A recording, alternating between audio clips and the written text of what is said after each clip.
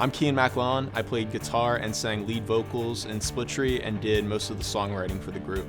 The founding members of Splittree were John Anslin, myself, Mark Coleman, and Tom Stoke.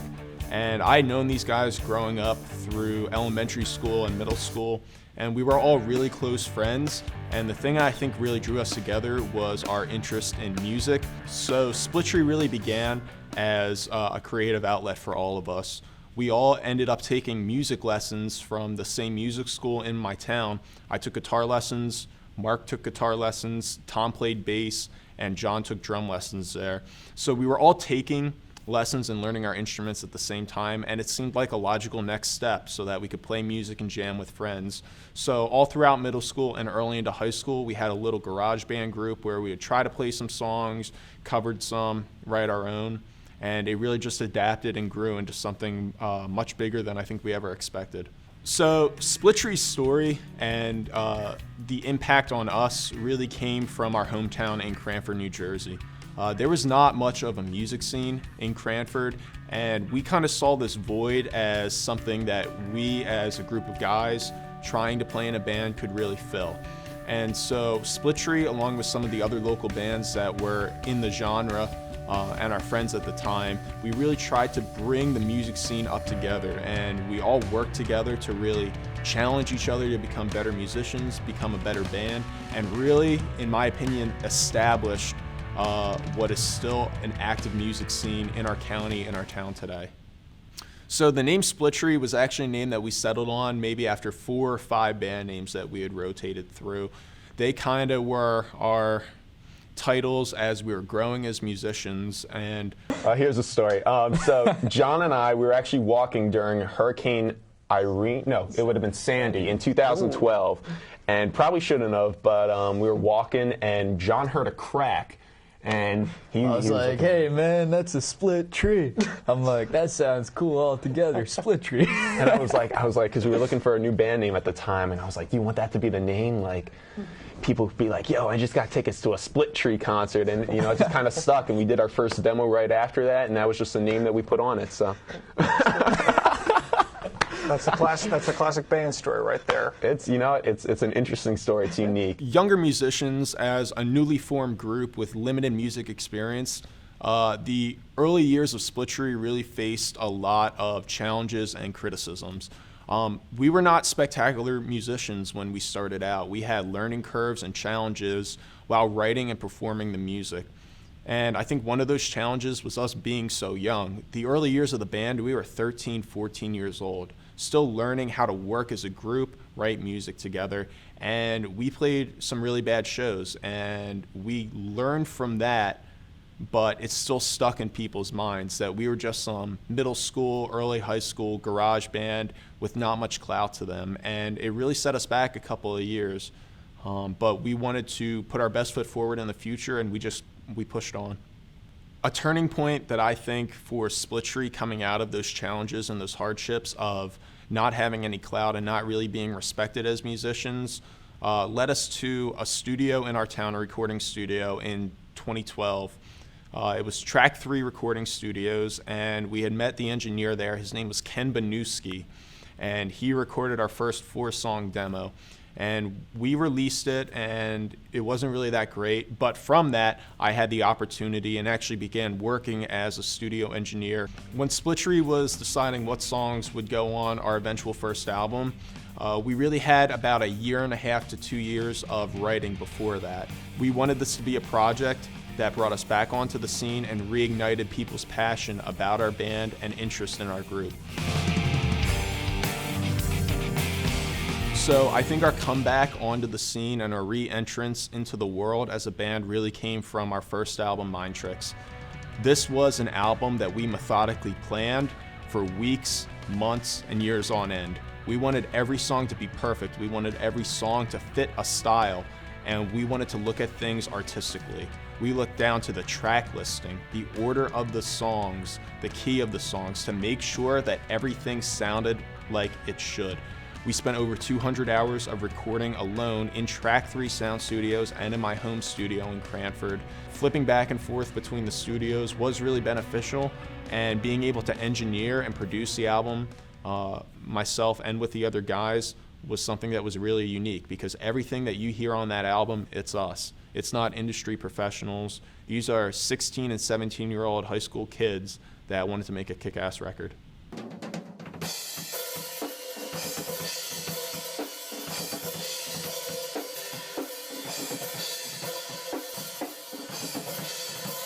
We really wanted to promote the album to announce to our high school friends, to our community, that, hey, Splittree is back and we're here to stay. So the promotion of this album, we took a very unique approach. The first thing that we did to promote this album was in December of 2014, release the very first single as the group Splittree, and that song was Never Look Back. Everything that we did on this album was DIY. The recording, the producing, and the finishing touches. We set up almost like a sweatshop in my room and assembled 2,000 CDs that we had ordered, printed, burned by hand. We distributed those albums that we had set aside equally amongst the band members, and it was each of our responsibility to bring these albums into school, into the places that we went, and just hand them out for free. Splittree! Yes, Splittree! Splittree! So I think the release of the first album, Mind Tricks, and the promotion that we brought with it was really the turning point for the band. We no longer viewed ourselves as a garage band, as a band that people just forgot about, but we knew that we had quality music with a lot of passion into it. I think the smartest thing we did was give out those 500 albums for free, because it really was valuable promotion at the time. We went from playing maybe 1 or 2 shows a month to playing 4 or 5 or 6. We'd be playing headline shows at our local bar, our local clubs, and it really changed a lot. The reception of the album also brought on increased media attention from our local papers, our local television programs. Hey guys, we're Splittree, and this one's called That One. 1, 2, 3. About the shows that we were playing, promoting all that. And it took the band to what we view as the next level. We were a legitimized band now. We were playing real shows to real crowds where people were actually showing up. People were genuinely interested in the music that we were playing, and they reciprocated those positive feelings by coming out, by buying our albums, by buying our t-shirts. And these were all opportunities that we didn't have before that album came out. So after our high school graduation, we took full advantage of that summer that we had before we all went to college to write a completely new album. And that's where a lot of the songs on Asleep Behind the Wheel are from. It's from that summer where John Anslin and I just sat in our studio day in, day out, long nights, working on and writing new material, something that we were still passionate about, but something completely different from Mind Tricks. John and I would start with maybe a basic riff, a drum pattern, and build off of that. We were able to select certain sounds, certain guitar licks, certain bass fills that we could build into songs. The recording for Asleep Behind the Wheel was entirely done at Studio 108 in Cranford, New Jersey, and produced and mixed by myself with additional production from John Anslin. So when we were recording Asleep Behind the Wheel, we were really doing it just to have a second full album under our belt that we could release possibly on our own, possibly with some sort of label backing in the future, but we just didn't know when that was going to be or what that was going to look like. Then in about mid-July, our friend Morgan Sizer, who had mastered our first album at Mazu Mastering, reached out to us. Morgan explained that he was starting a new branch of his company called Mazu Records, and it was going to be a distribution label to distribute full-length albums from artists that he selected and that he signed. He really liked the style that we were playing in, the sound of our albums, and I think what came out of those early talks with Morgan and his label was a sense of urgency for John and myself. But college proved to be a bigger challenge than John and I had expected. Tom Stoke announced his departure shortly after he left for Fordham University, and John and I were pretty determined, because of the conversations that we had with Morgan and the label, that we wanted to continue and we wanted this album to be released under Mazoo Records. Asleep Behind the Wheel was completed in about early October, late September of 2015. That's when Morgan really approached us with what was the final deal that the band was to sign. It was a deal for 2 albums. The brand new album, Asleep Behind the Wheel, to be released, and then a re-release of the first album, Mind Tricks. I remember going back and forth with Morgan and Corey about the terms of the contract, the rights that we needed to give up, the pay that we were eventually going to have to get. So Morgan sent the contract to Cranford, New Jersey, and John was actually the first one to sign it. And then what happened after John signed was my dad mailed the contract to Kutztown to me. All right, we're about to sign my very first record deal. And that's a day that I'll always remember. It felt like someone really believed in the music that we were putting out and wanted to give us an opportunity and give us a shot.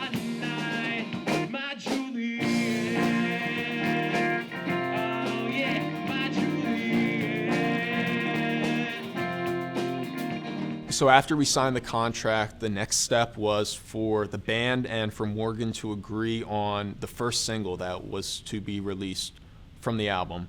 And the song that we decided collectively was Chelsea, Stay Tuned. But Chelsea, you're afraid to stay in one spot for too long, so you keep on running. Choosing Chelsea, Stay Tuned as the single was really a strategic move. We knew that the song had a lot of potential to do something really unique for the band and really bolster the interest in the upcoming album.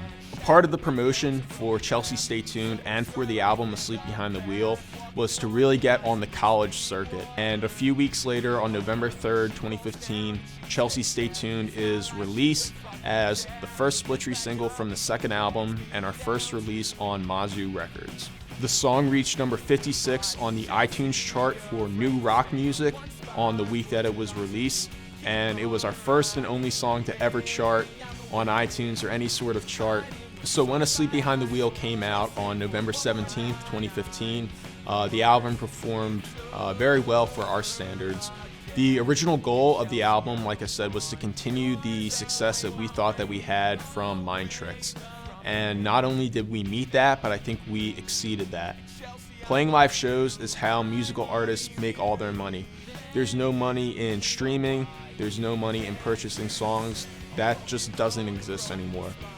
So we needed to really excel our brand and increase awareness by hitting the road and playing shows as often, as frequently as we could. Out of the contacts that we made through Corey, out of the contacts that we made through Morgan, we really had that increased exposure and those increased connections where we could now go out of state and play shows.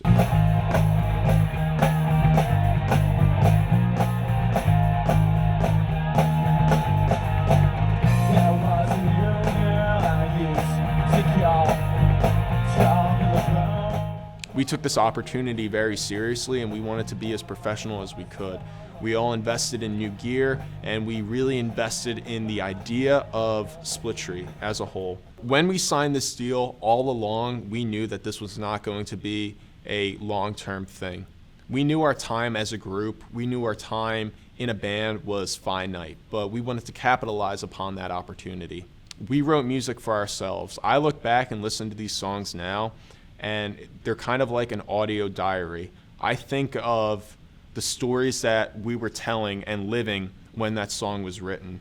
When you grow as musicians, your likes, your dislikes, they change. John and I, as the two creative powers in the band at that time, really were butting heads. I wanted to play one type of music and he did as well. I still take the same approach with my new group, Risen in November, that I had when I was in Splittree. Risen in November just put out their first album, Changing of the Seasons. Some songs on it are actually carryovers that didn't make the cut for Splittree, so if you have any true fans out there, they might actually like some of the similarities that come with it. I think the story of Splittree is greater than just a couple albums, a couple shows, and a couple friends. I truly believe that Splittree had an impact on my town, our county, and the state as a whole. If you go to Cranford High School today, I guarantee you there are 6 or 7 high school bands of guys and girls out there that have formed and are playing together because they saw older bands like Splittree and the other groups that were in town at the same time continue to work so hard because they believed in music, because they believed in each other. And I think that's the impact that the band has had. We've inspired others to think creatively, to learn how to play an instrument, and to strive to be the best version of themselves and create something that they're proud of.